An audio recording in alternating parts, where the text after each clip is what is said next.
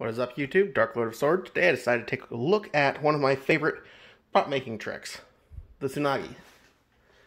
I talked about them a little bit before, but for those who aren't aware, the tsunagi is basically a piece of katana paraphernalia.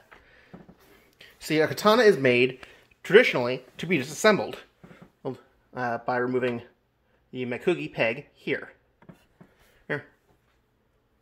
This can be done for cleaning or simply for storage, since the traditional mountings can trap a great deal of moisture.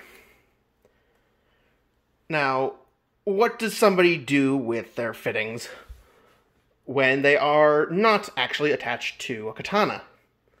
The answer is pretty simple. You put the fittings on a tsunagi, a wooden blade with the same proportions as the actual katana blades. It should be noted that these are of a significantly thinner profile than a bokken, since they are not meant for combat.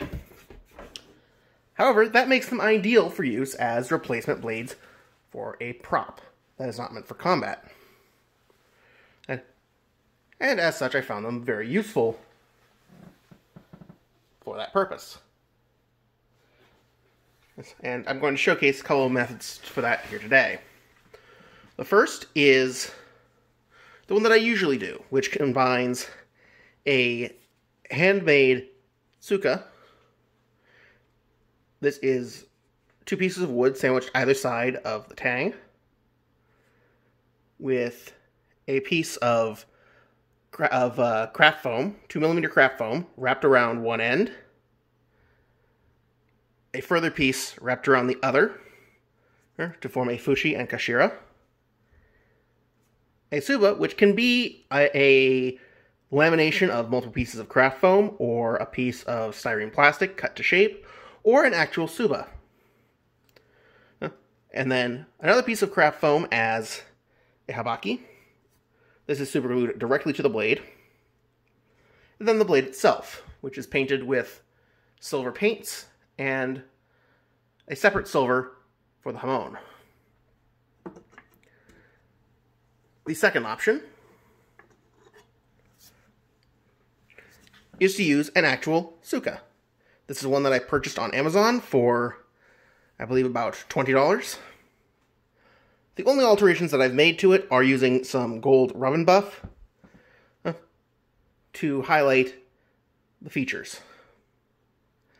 And then, again, this is an actual tsuba, one that I purchased several years ago from cultivathena.com. Unfortunately, it is no longer available.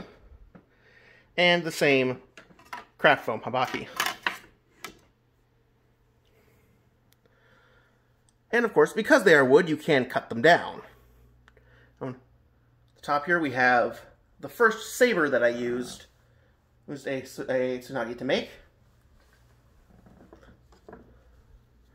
Again, the grip is formed by taking 2 pieces of wood, shaping them slightly, and gluing them to either side.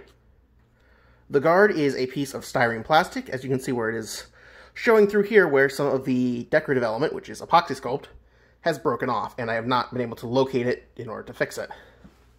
That is a flaw of using epoxy sculpt for this.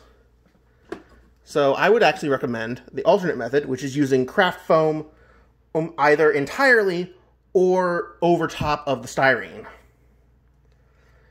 If you use craft foam, all you need to do is cut out a sort of teardrop shape with a hole for the tsunagi, use a tank to pass through, and to secure it to the other end at the pommel. Lastly, we have a kodachi,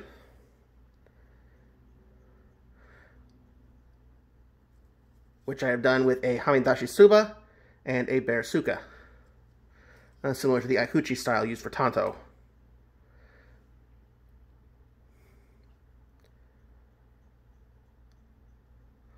These are all excellent options for making yourself a perfectly attractive and functional prop, katana, or saber. And of course, there's a further benefit that these tsunagi, which are generally mass-produced these days, will fit most mass-produced saya, which can usually be found online for the cheap ones at about $20.